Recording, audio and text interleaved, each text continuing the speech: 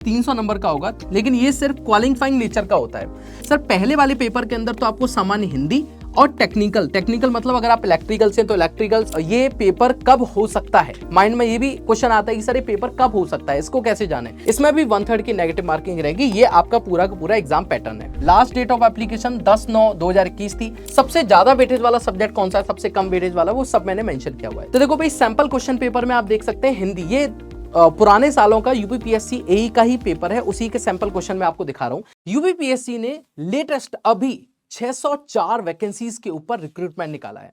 तो इस वीडियो में मैं आप लोगों को किन किन पॉइंट्स के ऊपर डिस्कशन करने वाला हूं, एक बार देख लेते हैं। देखो भाई, वैकेंसी की डिटेल्स क्या क्या है, सिलेक्शन का प्रोसीजर क्या है, प्रमोशंस कैसे होते हैं इसमें, एग्जाम का पैटर्न, सैलरी, सिलेबस क्या होगा, सब्जेक्ट वाइज वेटेज क्या होगा, यानी कि कौन से इंपॉर्टेंट सब्जेक्ट आपको पढ़ने चाहिए, क्वेश्चन सैंपल और कट ऑफ एंड देन उसके बाद स्ट्रैटेजी। सबसे पहले शुरुआत करते हैं भाई कि देखो 604 आपके पास वैकेंसी है, 604 वैकेंसीज। और इन 604 वैकेंसीज में भी अगर आप देखेंगे तो जो जनरल रिक्रूटमेंट के थ्रू आप लोग 582 वैकेंसी देख रहे हैं और स्पेशल रिक्रूटमेंट के थ्रू आप लोग 22 वैकेंसी देख रहे हैं। टोटल मिला के वैकेंसी हो जाती है 604।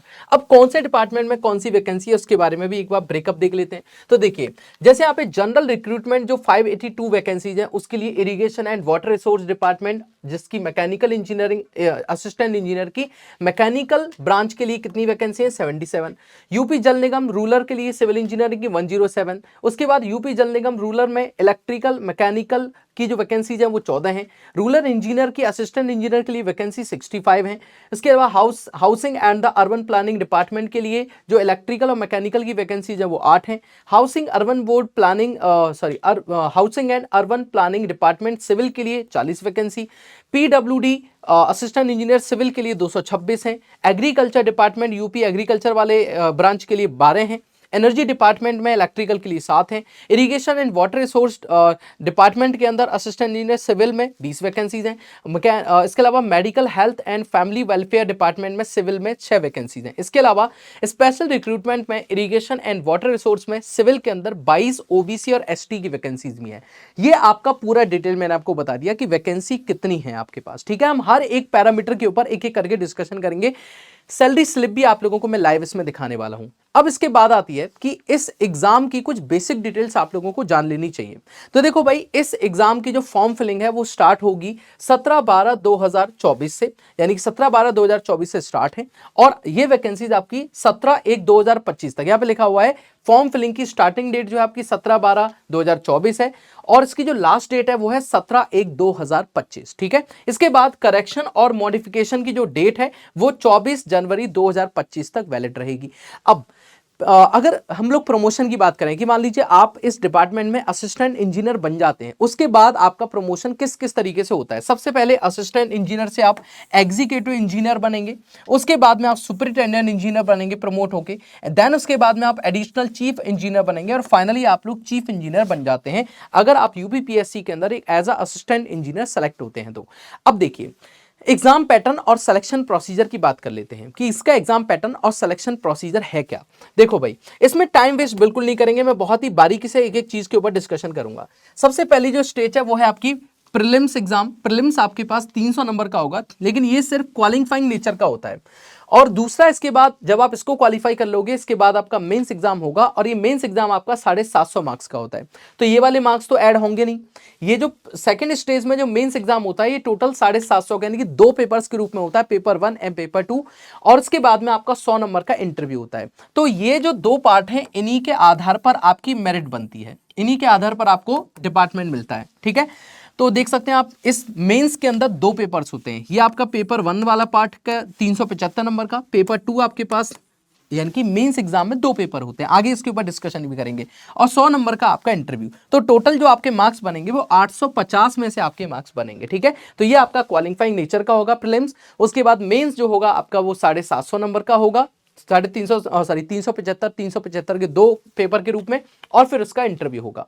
अब सबसे पहले जान लेते हैं हम लोग प्रीलिम्स के बारे में। देखिए, कुछ बेसिक बातें मैंने यहाँ पे लिखी हुई है कि प्रीलिम्स के अंदर आपके पास जनरल नॉलेज, जनरल हिंदी और जनरल एप्टीट्यूड, ये 3 आपके सब्जेक्ट्स हैं। अब इसमें जनरल जो आपके पास नॉलेज है उसके 25 क्वेश्चन आएंगे, हिंदी के 25 क्वेश्चन आएंगे, और आपकी जो जनरल एप्टीट्यूड है या इंजीनियरिंग एप्टीट्यूड है, जनरल इंजीनियरिंग एप्टीट्यूड जो है उसके 100 क्वेश्चन होंगे। अब एक क्वेश्चन यहाँ पे लिखा भी है मैंने, देखो पहली बात तो ये ऑब्जेक्टिव टाइप पेपर होगा आपका, और ये कॉमन होगा सारी ब्रांचेस के लिए, ठीक है, ये कॉमन पेपर होगा। और जब इसको आप क्वालिफाई कर लेंगे तो जो वैकेंसी उनका 15 गुना ऑफ स्टूडेंट, 50 टाइम्स स्टूडेंट को मेंस क्वालिफाई करने के लिए या मेंस एग्जाम देने का मौका मिलेगा। तो 15 टाइम्स ऑफ स्टूडेंट को ये लोग सेलेक्ट करेंगे, ठीक है बात? यस सर, क्लियर है? तो यहां पे सर पहले एक पेपर होगा 300 नंबर का, एक क्वेश्चन 2 नंबर का है, तो 25/2 50 हो गए, 25/2 50, और 100 × 2 कितने हो गए? 200। तो टोटल मिला के आपके क्वेश्चन आएंगे 150, और जो टोटल मार्क्स का होगा वो 300 मार्क्स का। तो यहाँ पे लिखा भी है कि ऑब्जेक्टिव टाइप का पेपर होगा, सभी ब्रांचेस के लिए कॉमन होगा, ये सिर्फ और सिर्फ क्वालिफाइंग नेचर का है, जो मैंने इससे पहले ही बता दिया, सिर्फ क्वालिफाइंग नेचर का है। अब इसकी ड्यूरेशन कितनी होगी? 2 घंटे इसकी ड्यूरेशन होगी। इसके अलावा 2 नंबर का आपका हर एक क्वेश्चन 2 नंबर का होगा, और इसकी नेगेटिव मार्किंग भी 1/3 होगी आपके पास, ठीक है। अब चलते हैं आगे थोड़ा सा और समझने की कोशिश करते हैं। देखिए यहाँ पे मैंने प्रीलिम्स के सिलेबस के ऊपर भी डिस्कशन किया है। जनरल नॉलेज की अगर बात करें तो एक बात यहाँ पे लिखी गई है, पहले उसको पढ़ा देते हैं। लिखा हुआ है कि general knowledge paper will cover the current event and such thing as are in everyday experience and may be expected of an educated person taking their scientific aspect into the consideration. The paper will also include question on Indian history, politics and geography which the candidate will be able to answer without any specific या special study। मतलब बिना कोई special study के अगर आप aware हैं अराउंडिंग, आपकी जो सराउंडिंग चीजें हैं उनके साथ में, एज ए एजुकेटेड पर्सन आपको जो नॉलेज होनी चाहिए समाज की, हिस्ट्री की, ज्योग्राफी की, इकोनॉमिक्स की, इन सभी के बारे में ही आपसे क्वेश्चन पूछे जाएंगे, कोई स्पेशल स्टडी करने की आवश्यकता नहीं है।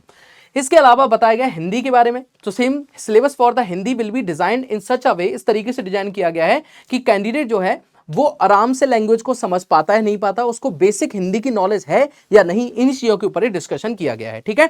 इसके अलावा जो बताया गया लेवल ऑफ द पेपर जो होगा वो हाई स्कूल के लेवल का पेपर आपका देखने को मिलेगा। जब आप प्रीलिम्स को क्वालिफाई कर लेंगे, यानी कि पहला स्टेज जब आपने क्वालिफाई कर लिया, ये आपका सिर्फ क्वालिफाइंग नेचर का है, तब आपको पेपर 2 यानी कि पेपर 2 मतलब मेंस एग्जाम को लिखने का मौका मिलेगा। अब मेंस एग्जाम के ऊपर आ जाते हैं हम लोग। तो पेपर 1 का मैंने आपको क्या पैटर्न होता है, कुछ आपके स्पेशल पॉइंट जो कि ध्यान रखने हैं आप लोगों को, देन उसके बाद इसके सिलेबस के बारे में बात करिए। अच्छा, इसका टेक्निकल एप्टीट्यूड का सिलेबस भी मैंने यहाँ पे दिया हुआ है, आप इसको या तो अपनी ऑफिशियल नोटिफिकेशन से भी देख सकते हैं, और यहाँ पे भी मैंने लिस्टेड किया हुआ है, तो चाहे तो आप इसका जो नोटिफिकेशन है, ये जो मैं आपको समझा रहा हूँ, अगर ये पूरा आप लोगों को एज अ पीडीएफ चाहिए तो आप मेरे official Telegram channel Devesh sir PW पे कनेक्ट कर सकते हैं। वहां मैं इसको वीडियो आने के बाद, जैसे आपको वीडियो दिखेगा उसके बाद आपको ड्रॉप कर दूंगा, तो यहां से आप इसको डाउनलोड भी कर लेना। पूरा ये जो पीडीएफ मैं आपको समझाऊंगा, हर एक चीज इसके अंदर इंक्लूडेड है। चलिए आगे बात कर लेते हैं। अब इसमें मेंस पेपर की बात आती है। जब आप मेंस पेपर लिखेंगे तो इसे 2 फॉर्म में यानी कि 2 पेपर के रूप में लिया जाएगा। पेपर 1 पैटर्न, पेपर 1 का जो पैटर्न है उसको एक बार देख लेते हैं। इसमें आपके जो टोटल क्वेश्चन जो बनेंगे, इनको ध्यान से देखिएगा। यहां पे जो नंबर ऑफ क्वेश्चंस आएंगे वो 125 क्वेश्चन होंगे, लेकिन इस जगह पर एक क्वेश्चन आपका कितने का है? 3 नंबर का है। एक क्वेश्चन 3 नंबर का है, तो टोटल आपका जो पेपर होगा वो 375 नंबर का होगा, एक क्वेश्चन 3 नंबर होने के कारण से। टाइमिंग जो होगी इसकी 2.5 घंटे टाइमिंग होगी, 2.30 आवर्स इसकी टाइमिंग है, मतलब 2.5 घंटे का समय आपको मिलेगा। इसमें सब्जेक्ट कौन कौन से? सर पहले वाले पेपर के अंदर तो आपको सामान्य हिंदी और टेक्निकल मतलब अगर आप इलेक्ट्रिकल से तो इलेक्ट्रिकल, सिविल से तो सिविल, मैकेनिकल से तो मैकेनिकल, या एग्रीकल्चर से हैं तो एग्रीकल्चर के सब्जेक्ट यहाँ पे देखने को मिलेंगे।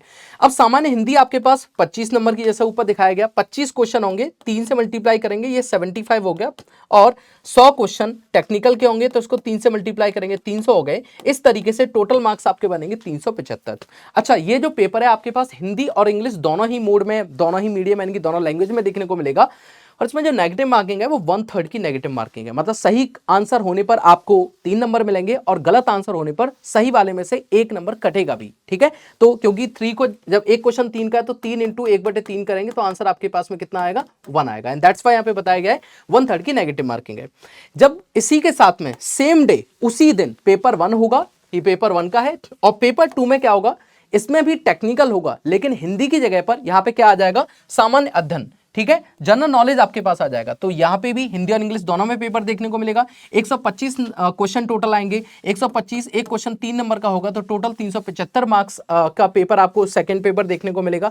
ये भी 2.5 घंटे का होगा, और इसमें भी जनरल अवेयरनेस के 25 क्वेश्चन होंगे और जो आपके पास में टेक्निकल आपकी जो ब्रांच है उसके अकॉर्डिंग आपके 100 क्वेश्चंस होंगे। इसमें भी 1/3 की नेगेटिव मार्किंग रहेगी। ये आपका पूरा का पूरा एग्जाम पैटर्न है। अब एग्जाम दिमाग में ये आता है कि सर कैसे ये पेपर कब हो सकता है, माइंड में ये भी क्वेश्चन आता है कि सर ये पेपर कब हो सकता है, इसको कैसे जाने। तो देखो पहले अगर मैं 2021 में जब ये वैकेंसी आई थी तो इसकी वैकेंसी आई थी 13/8/2021 को। लास्ट डेट ऑफ एप्लीकेशन 10/9/2021 थी और लेट फीस वाली जो होती 10/9/2021 तक की इसकी लास्ट डेट थी। कंप्लीट फॉर्म की जो लास्ट डेट थी वो 13/9/2021 तक थी। अब एग्जाम कब हुआ इसका, 29/5/2022 तक इसका एग्जाम हुआ। मतलब इसमें आराम से ना टाइम दिया गया था, 7-8 महीने का टाइम इसमें लगभग लगा। उसके बाद इसका रिजल्ट डिक्लेयर हुआ 29/9/2022 को ही, ठीक है। मतलब बहुत जल्दी इसका रिजल्ट जो है नहीं दिया गया, टाइम लेकर रिजल्ट दिया गया, 3-4 महीने बाद इसका रिजल्ट आया था। तो अभी फिलहाल मेरा पॉइंट क्या है कि आप इसका जो टाइम ड्यूरेशन है वो लगभग 5 से 6 महीने लेकर के अभी इसमें चल सकते हैं इसकी तैयारी के लिए, ठीक है। अच्छा आगे डिस्कशन करते हैं। अब इसमें सैलरी कितनी होती है, देखो भाई ये आपकी अक्टूबर मंथ की 2024 का ही एक सैलरी स्लिप है। अगर आप इसको देखेंगे तो इसमें देखिए एक तो आपको बेसिक पे दिख रहा होगा इस जगह पे, यहाँ पे डीएनएस अलाउंसेस दिख रहे हैं और इसके अलावा जो किराया भत्ता होता है यानी कि जो आपके पास में किराया वगैरह दिया जाता है वो भी आप मासिक किराया भत्ता भी आपको दिया गया है। तो ये टोटल मिला के यहाँ पे 1,26,000 रुपये होते हैं। लेकिन जब आप इसको टोटल इसमें कटौती भी होंगी, मतलब डिडक्शंस भी होंगे, डिडक्शन के बाद यहाँ पे जो टोटल पैसा दिया जा रहा है वो आप देख सकते हैं ये कितना है आपके पास टोटल, मतलब ये कटौती है ये आपका टोटल पैसा है। तो आप इस तरीके से देखेंगे तो 87,455 रुपये आपके अकाउंट में सबमिट होते हैं ये पूरी कटौती करने के बाद में। इनमें से जब इस पैसे को माइनस करेंगे तो आपको टोटल 87,455 रुपये मिलते हैं। ये सैलरी है, मतलब एक अच्छी खासी सैलरी आप लोगों को देखने को मिलती है। नेक्स्ट पॉइंट पे बात करेंगे सर, देखिए इसकी कहां से आप अप्लाई करें, तो इसकी जो ऑफिशियल वेबसाइट है वो है www.uppsc.up.nic.in। इसमें डिप्लोमा वाले स्टूडेंट अलाउड नहीं है लेकिन बीटेक वाले स्टूडेंट अलाउड है। इसकी जो एज लिमिट है वो 21 साल से लेकर 40 साल तक है और इसमें जो एज रिलैक्सेशन होता है वो भी मिलेगा। लेकिन एक चीज और, अगर आप इसके ऑफिशियल नोटिफिकेशन को देखेंगे उसमें हर एक चीज को मेंशन किया हुआ है, वहां पे आप देख सकते हैं। मैं सिर्फ जनरल बातों के ऊपर डिस्कशन कर रहा हूं। मोड ऑफ एग्जाम की बात करेंगे तो ऑफलाइन इसका मोड ऑफ एग्जाम होता है, ठीक है, ऑफलाइन लिया जाएगा इस पेपर को। आगे बात कर लेते हैं सर, इसमें हम लोग अभी देखो टेक्निकल, मैं पूरे सिलेबस के बारे में बात कर रहा हूं। हिंदी में अगर आप देखेंगे तो हिंदी भाषा का मूलभूत ज्ञान आपको होना चाहिए। प्रत्यय, समास, मुहावरे, लोकोक्तियां, अनेक शब्दों के लिए एक शब्द, उचित शब्द से दिए गए रिक्त स्थान की पूर्ति, पर्यायवाची, विलोम शब्द, जब शब्द युग्म, लिंग परिवर्तन, वचन परिवर्तन, वर्ण वर्तनी उच्चारण, वाक्य क्रम, उपसर्ग, प्रत्यय, विपरीतार्थ, संधि अतः संधि विच्छेद, अनेकार्थ, ऐसे ये आपके सिलेबस में हिंदी के क्वेश्चन जो है देखे गए हैं, ठीक है। इसके अलावा सर जनरल स्टडीज का क्या आपके पास में जो जनरल अवेयरनेस की हम लोग बात कर रहे थे उसका क्या सिलेबस होगा। पेपर 2 के अंदर हम लोग बात कर रहे हैं कि मेंस एग्जाम के अंदर हम लोग बात कर रहे हैं। मेंस एग्जाम 2 फॉर्म में होगा, एक में हिंदी और टेक्निकल टोटल 375 का होगा, दूसरे में जनरल अवेयरनेस और टेक्निकल ये भी 375 का होगा। इस तरीके से टोटल मिलके 750 नंबर का आपका मेंस पेपर होगा, ठीक है। उसके बाद में फिर इंटरव्यू होगा।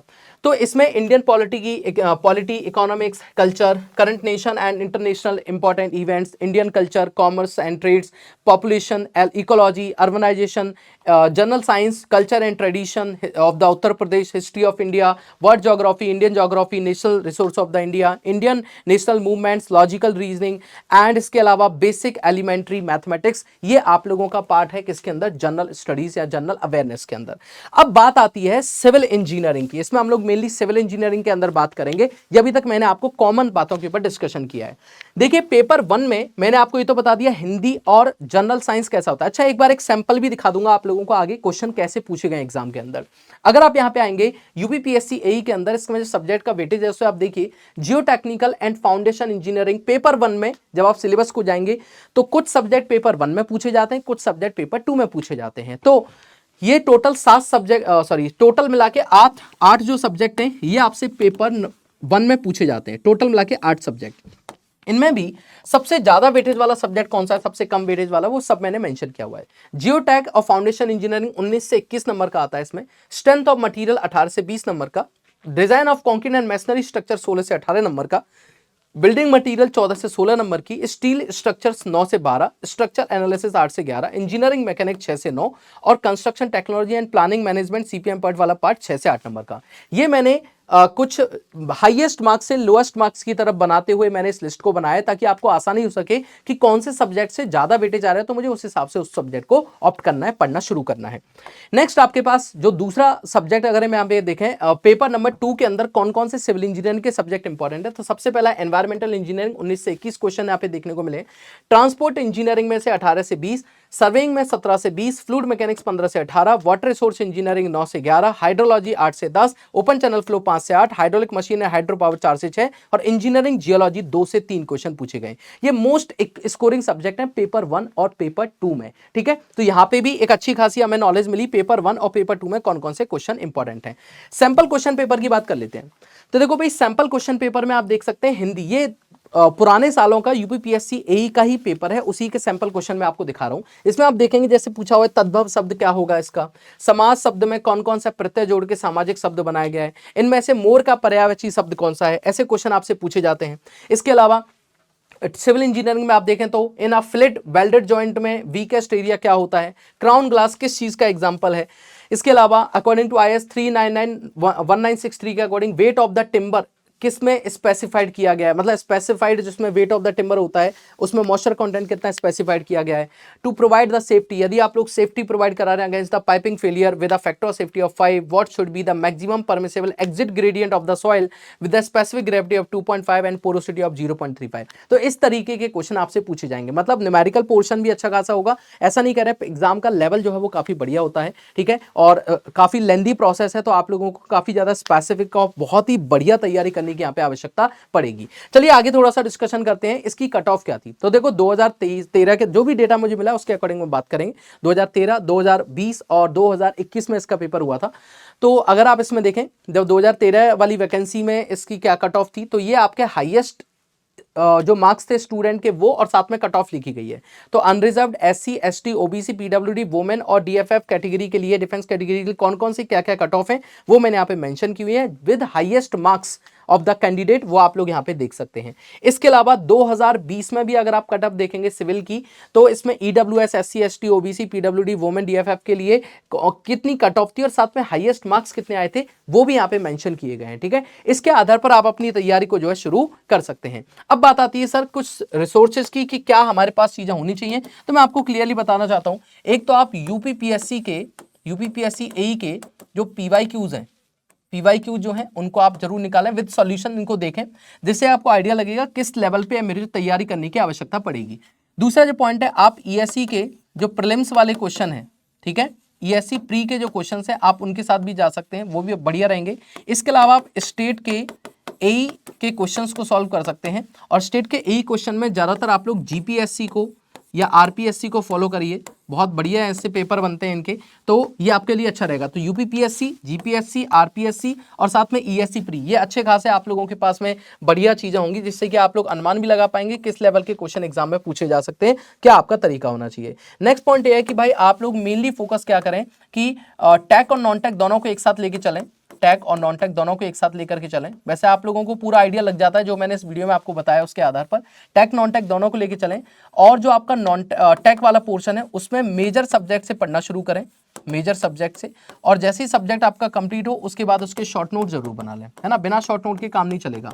तो उसके बाद क्या करेंगे, आप उसके शॉर्ट नोट्स बना लेंगे और फिर उसके बाद PYQ भी लगाएं, अलग अलग स्टेट एई के और साथ में यूपीपीएससी के भी, और इसके अलावा आप लोग ESC के PYQ भी लगाइए। बस यही आपका एक प्रोसेस होना चाहिए, और कंसिस्टेंट रहिए थोड़ा सा, और कंसिस्टेंट होने के साथ साथ आप लोगों को चीज़ें अपने आप समझ में आने लगेंगी। तो मुझे पूरी उम्मीद है कि आप लोगों को ये वीडियो से मैंने हर एक चीज़ को यहाँ पे इंक्लूड किया है। जैसे मैंने बताया था कि वैकेंसी की डिटेल, कौन कौन सी टोटल वैकेंसी कितनी है, किस डिपार्टमेंट में कौन सी वैकेंसी है, कौन वहाँ पे एलिजिबल है, बेसिक डिटेल आपको पता होनी चाहिए, कब से फॉर्म शुरू होंगे, कब खत्म होंगे, मॉडिफिकेशन की लास्ट डेट क्या है, आपका प्रमोशन कैसे होता है, पेपर का पैटर्न या सिलेक्शन प्रोसीजर आपके पास में क्या होता है, देन उसके बाद इसका प्रीलिम्स का सिलेबस क्या है, पूरा सिलेबस मैंने आपको दिखाया है।